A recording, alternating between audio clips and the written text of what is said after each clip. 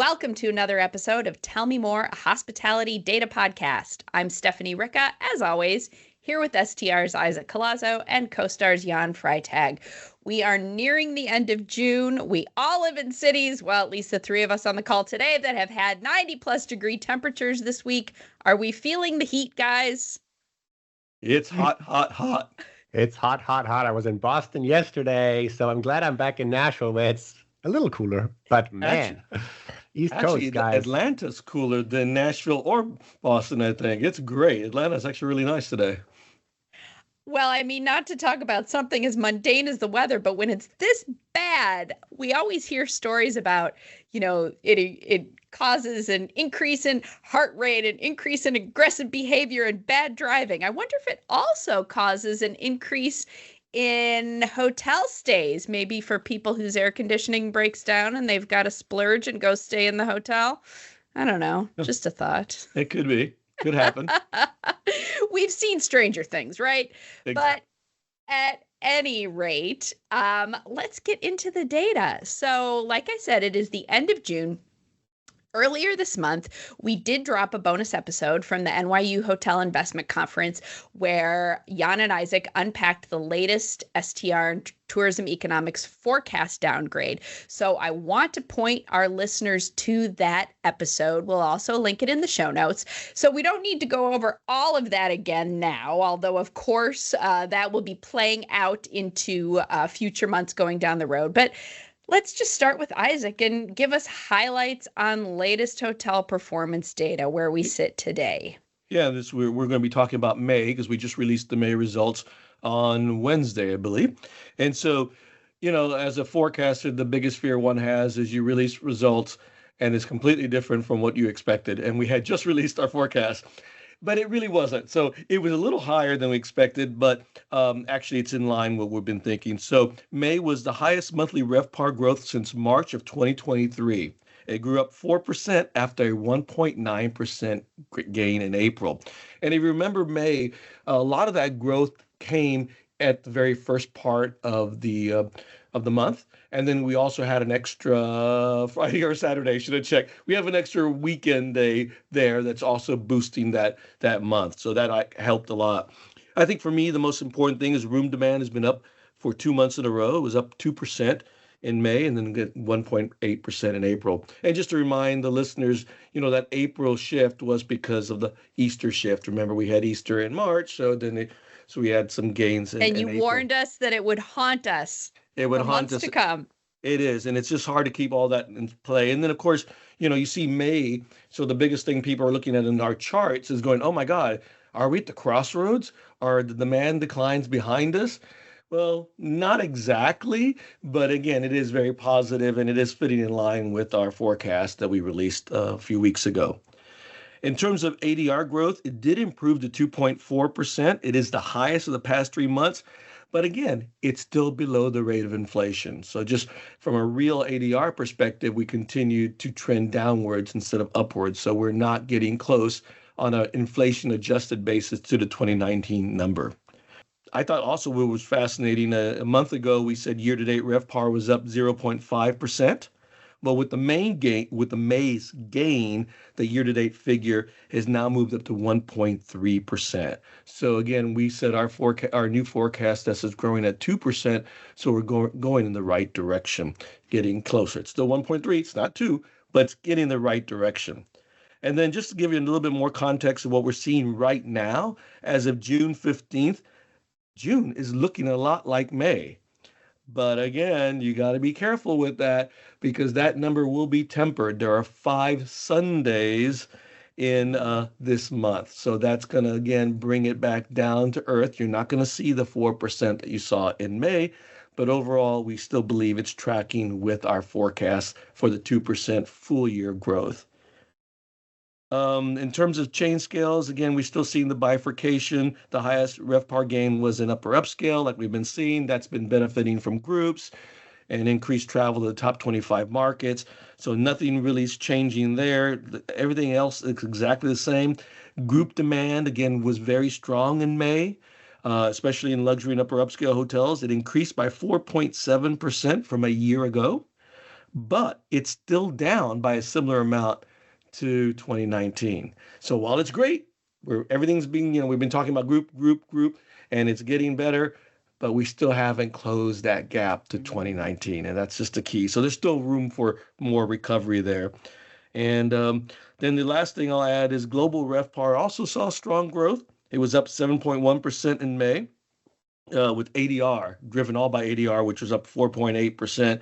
Year to date, global RevPAR is up 5.7%, also based on ADR of 4.5%. So again, very solid numbers, still going to recovery. But just like in the US, even though occupancy grew year over year, it's still about 2.5 points lower than it was in 2019. And we're seeing almost similar amounts here in the US. So again, a lot more room for recovery. It isn't over yet. We can still say the word recovery for some time to come because we're still not back to where we were. But some bright spots for sure. Jan, what's standing out for you in recent performance highlights? Yeah, thanks, Isaac. Great deep dive. A couple of other data points that struck me. Number one, on the supply side, total US supply grew by 0.5%. Year to date, it's 0.6. So if you do the second digit after the comma, you see that it's really 0.5 something. But the point here is that new supply is really not a big deal. And actually, month over month, it could actually come down a little bit. So I thought that was interesting as we continue to slowly but surely build up to that 1% supply growth that we had forecasted for the full year. On the bifurcation front, I think on the ADR side, continue to be super interesting to watch luxury hotel chain ADR down minus 0.2%. And for the economy chains, ADR down minus 0.8%. As we had said before, on the luxury side, it's probably a little bit more mix shift, a little bit more layering in high-end corporate transient and the group piece. What's really good to see, urban hotel RevPAR up 7%, driven by 3.5% ADR increases. Again, pointing back to Isaac's point of upscale, upper upscale type properties doing quite well. So downtown locations are really having a moment and hopefully will continue to as we get into the summer with leisure demand and then hopefully also in the fall, the big meeting season. We're very curious to see how the urban type properties will do then.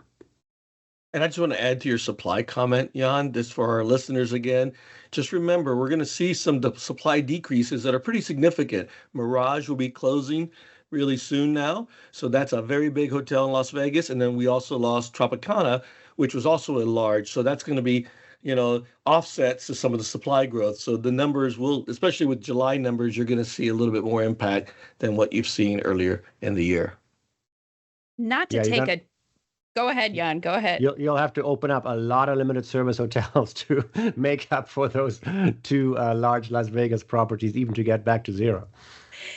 Not to take a complete turn, but I saw in the news that they were doing some liquidation inventory sales from those big hotels. Have either of you guys ever been to a hotel inventory liquidation sale? Yes. They're so much fun. I have a little piece of cloth that used to be in the room for shoe shining your shoes from the Plaza Hotel. Well, you could have taken that. Why did you go to liquidation?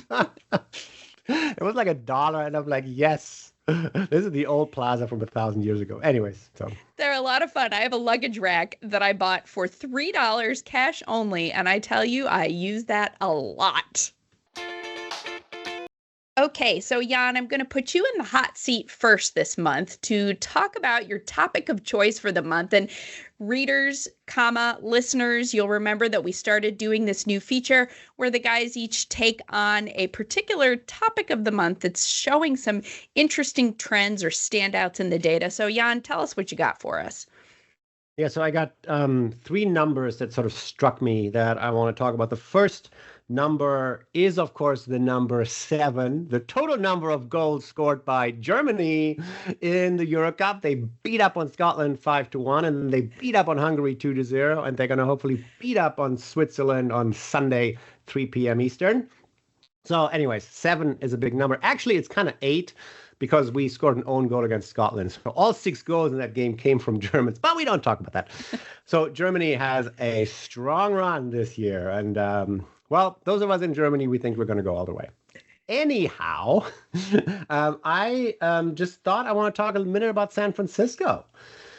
Because we've, really been down on San Francisco for quite a while, and downtown is kind of empty, maybe not, and sales weren't really happening, and the data was, a little slower. But, for the last couple of months, I've gotten reporter calls, so I've been following San Francisco data, and May was another really interesting performance. RevPAR up 13%, driven up by room rate of 8%. Occupancy, for May, 71.1%, selling 7 out of 10 rooms, pretty healthy. I think what's more interesting even than that, when you unlayer this and you look at the group data that Isaac mentioned on the national level, San Francisco group ADR in May up 9.8% to, and check this out, group ADR, $330. That's the group ADR. Wow. In May, the transient ADR was 277. So group higher than transient, interesting, doesn't happen that often. So I think the takeaway here is that, yes, the occupancy is still not what it was. I just looked up for giggles. The May 2019 occupancy was 84%. So, 72 were still, 12 points below. But the people who are going are paying. So really, I think a very positive story on the room rate conversation story for San Francisco. Yes, there's still some unsolved issues about hotel ownership and hotel owners giving back the keys and what's going on with downtown with office vacancies and office occupancies. But overall, I think, really, really good conversation about ADR in San Francisco. In the top 25 markets, San Francisco is, I think, the 4th highest ADR year to date. So that was my second data point, San Francisco RevPAR up strongly.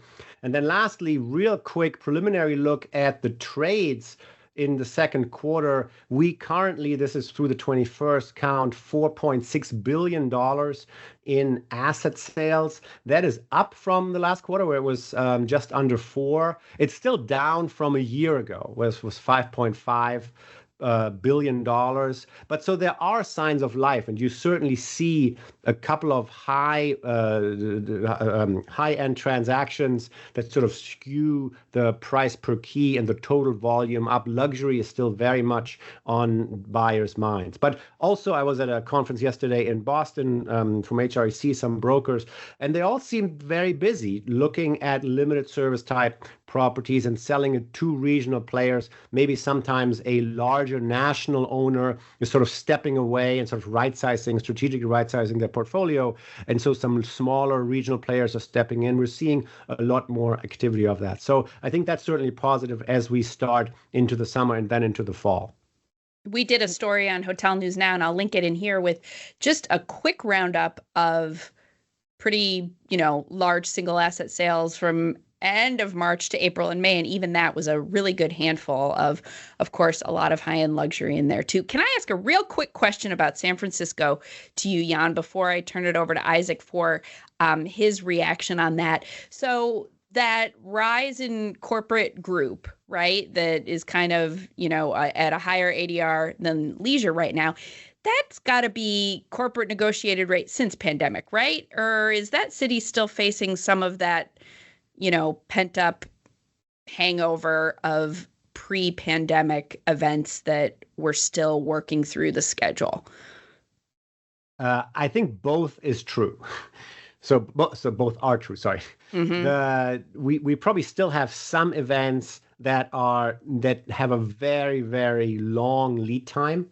Mm-hmm. And when they didn't come to San Francisco and to Moscone, which was then being renovated in 21 and 22, that they might be working their ways through the system into 23, 24, 25. I think there are just also other smaller groups that are coming back to San Francisco because certainly the hotels have availability. What's interesting to me to see here is like, wow, that room rate, that's a real room rate. That is not what you would call necessarily a bargain, 133 ADR on group side in March. The top 25 group ADR was 270. So interesting that the directors of sales, the revenue managers are able to yield up for the groups that are coming their room rate to that level. Mm-hmm. Isaac, anything jumping out to you in that San Francisco data? I don't want to rain on Jan's parade, but I'm going to have to rain on Jan's parade. So first of all, no. I will say, yeah, San Francisco's seen six of the last 8 months, it's positive RevPAR. So that's a good thing. We all want San Francisco to come back. We love the city, many great times there.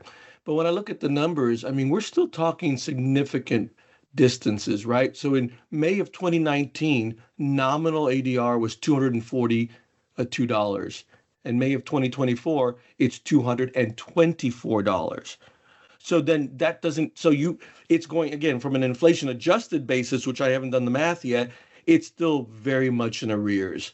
So I think we still have this is a market that will be in recovery for a much longer period of time because again, even its nominal ADR is not higher than what it was in 2019.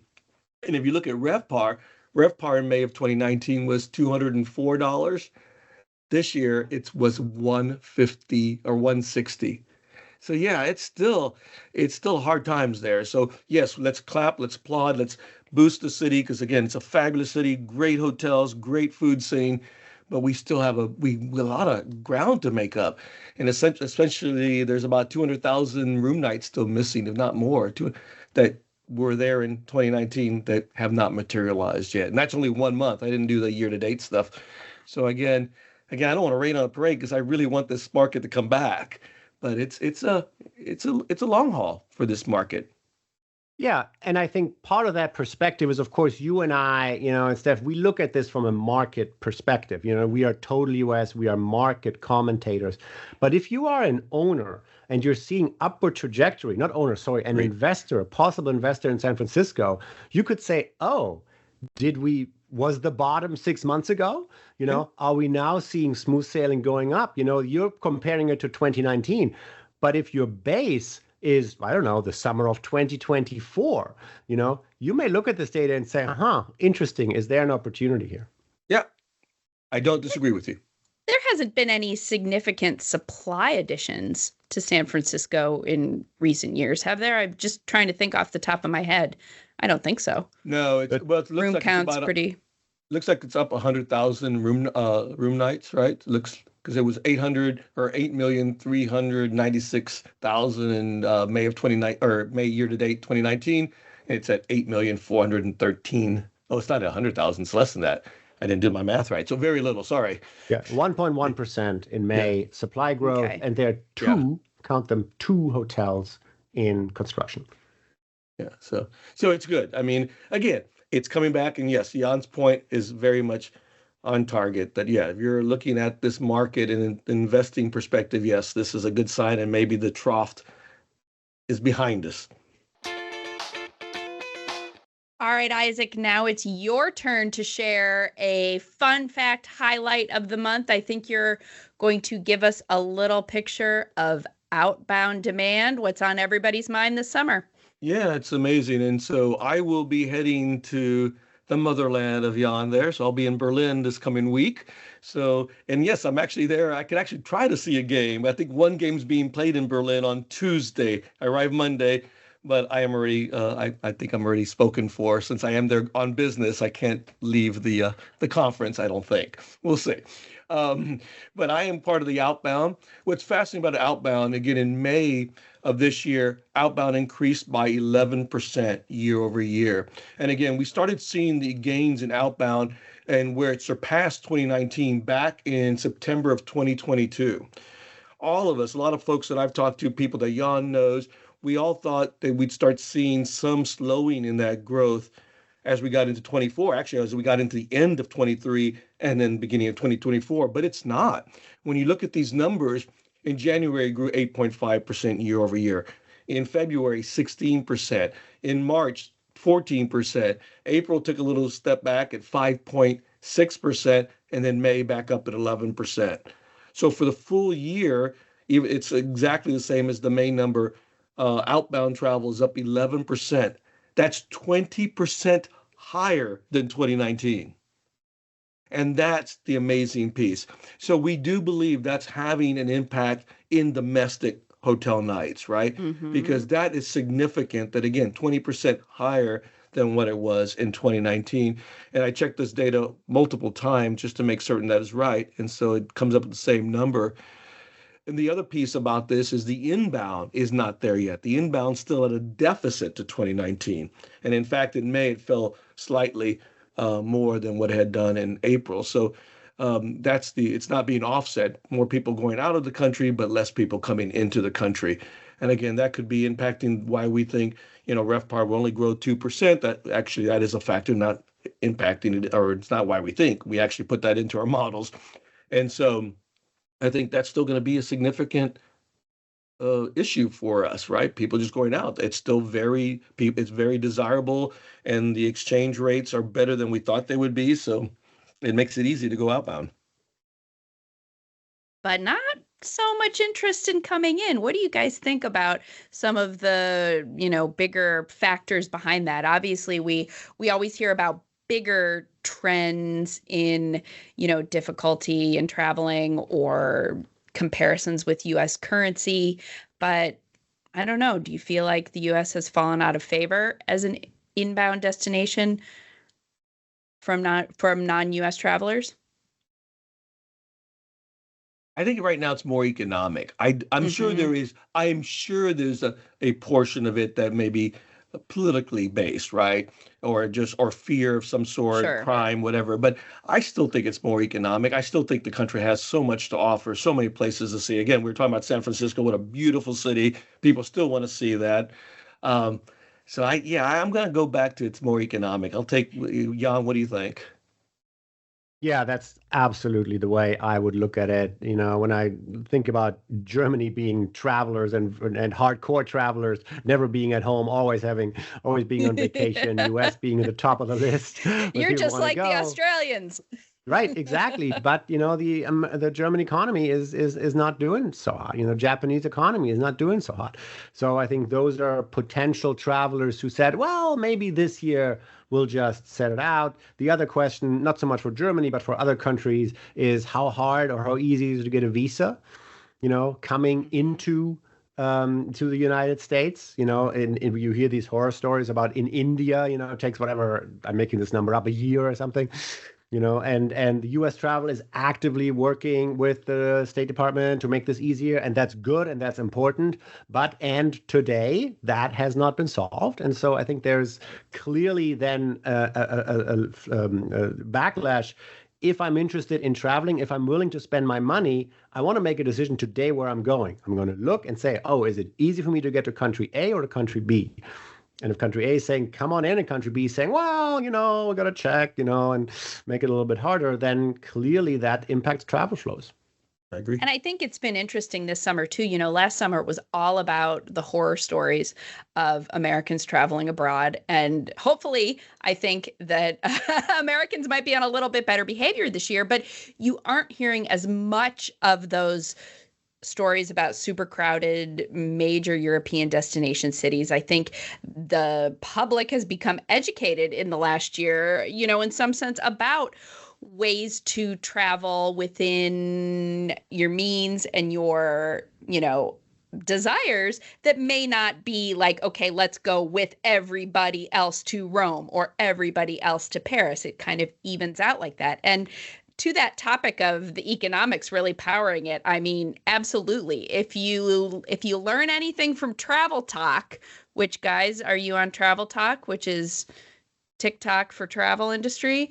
You see so many videos of young and beautiful influencers all over the world who are comparing the costs of a night out in any given city, drinking and eating. Sometimes it's Caesar salad, French fries, and a martini. Sometimes it's beer and a burger, but they'll always talk about the cities where, hey, you can get the most bang for your buck. So it always comes down to the cost of food, right? It always is. It's all about the food and the wine, at least for this guy.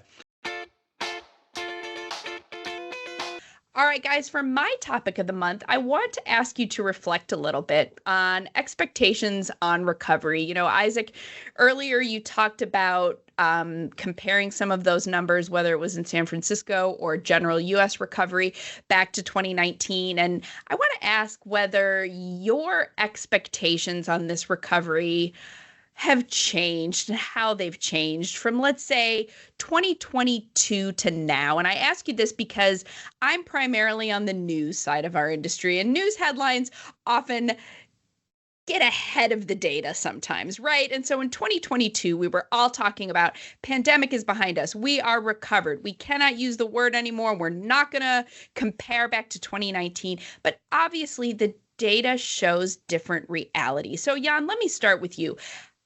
Did you have any expectations for sort of that full bounce back recovery? And is where we sit right now meeting, exceeding, or falling short of those? So I am not great at projecting the future. So we always have to look back, in my opinion, at the past. And to me, the most important data set that Isaac and I talk about is GDP growth, which drives demand growth, and always has asterisks until now. And so suddenly we are in this odd environment where room demand growth is not following in lockstep with GDP growth. So I am underwhelmed by the room demand numbers. If you had asked me in 2021 or 2020 even to say, what does the recovery look like? I would have said, not knowing anything, let's just look at GDP. And that would have been right for 40 years or however long back we have the data. And suddenly that relationship has broken. Now, you know, I made this joke yesterday to the brokers. The 4 most expensive words in real estate are, this time it's different. I would never say that this time it's different. But right now we have this disconnect. I think in the long run, the 2 lines, the growth rates in demand and GDP will come back together. But right now they're not. And that to me is a little underwhelming. And then when you underlayer it, as we talked about in the bifurcation piece, it's clearly the economy sector, the American traveler, the American household with less than $75,000, less than $100,000 income is not traveling in the economy, the mid-scale sector, the way we would have expected. So that to me is a little bit underwhelming. On the upper upscale, on the group side, on the high-end leisure side, exactly as we had thought. I think you hit it nail on the head. I think as a forecaster, what we saw in 21 and what we expected, it pointed to robust growth and recovery by 2024 and 2025. I think it's what we originally had said. What we failed to see, and it didn't become apparent, was the compounding effect of high inflation. And I think that's the piece that we missed, even though it was in our even in the forecast, it didn't have it growing for so long at the high rates.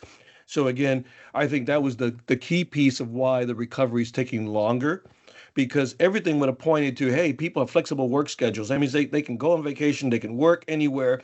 So we thought all that was really going to just enhance travel for the foreseeable future, that wasn't going to wane. But again, as Jan pointed out, there's a significant portion of our economy that truly is being impacted by the higher cost of living. And they cannot travel like they did even before the pandemic or right after the pandemic, because costs were cheaper for living. I'm not even talking about hotel costs. I'm just talking about living costs.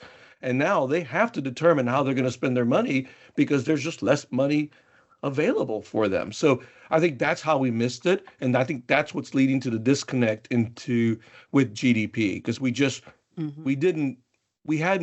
all forgotten, because many of us have not lived through a moderate inflationary environment ever. And those of us that did, it was a long time ago. So we kind of just missed what that really means and how that impacts people. So that's my take on it.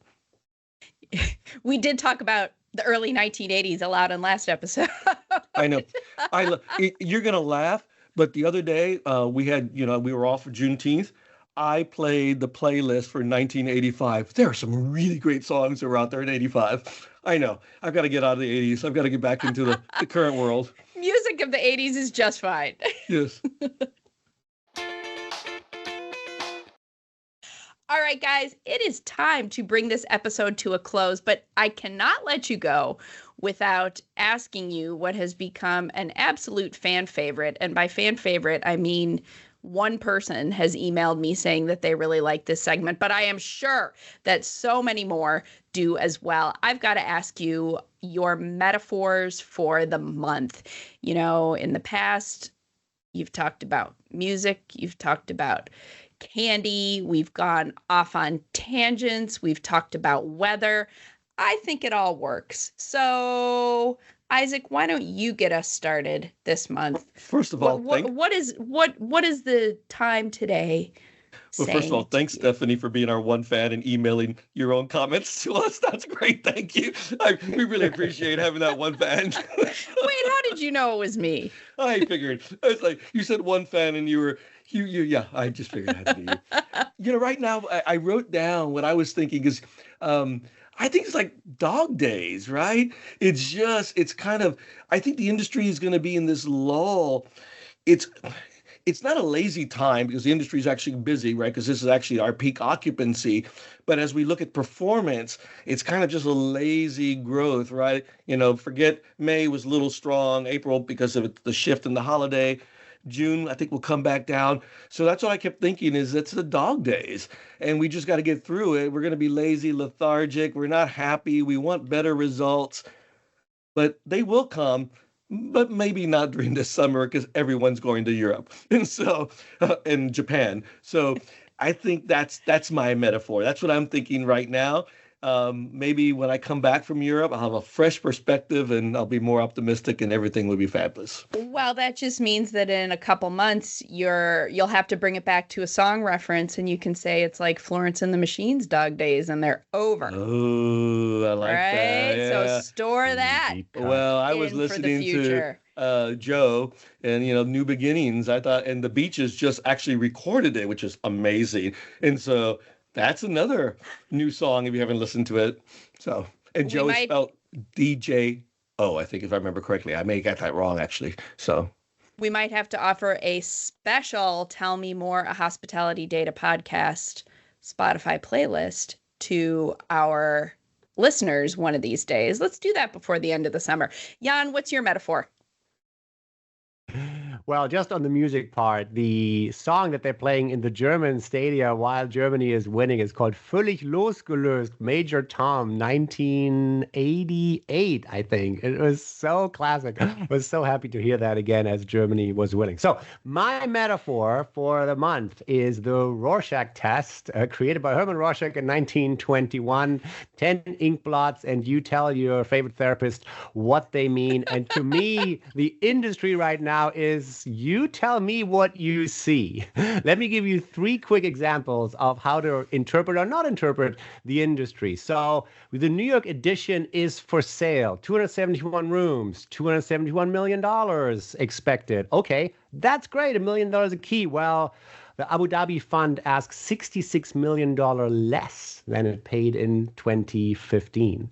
San Francisco occupancy we just talked about, 71%. Well, in May of 2019, it was 84%. So yes, the occupancy is way up, but still well below, as Isaac so aptly explained. And then lastly, we now have month over month, we now have 2 months of consecutive demand growth year over year. So how do you interpret that? Is that a blip? Is that a trend? So I think the industry this summer is very much, you see what you want to see. And based on that, you make your investment and your pricing decisions.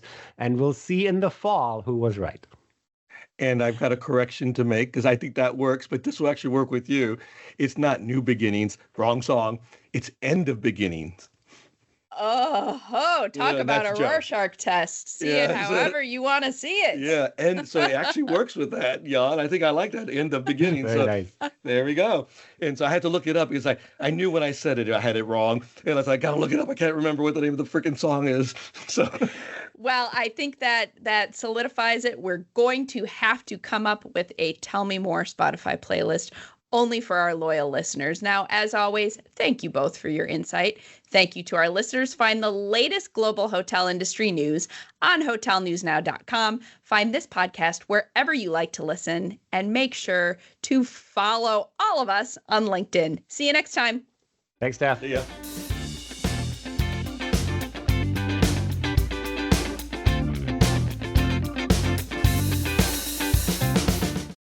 Hi, I'm Davon Reed. I'm Omari Head. And I'm Chris Henry. We're the hosts of the Next Gen and Lodging podcast on the Hotel News Now podcast network.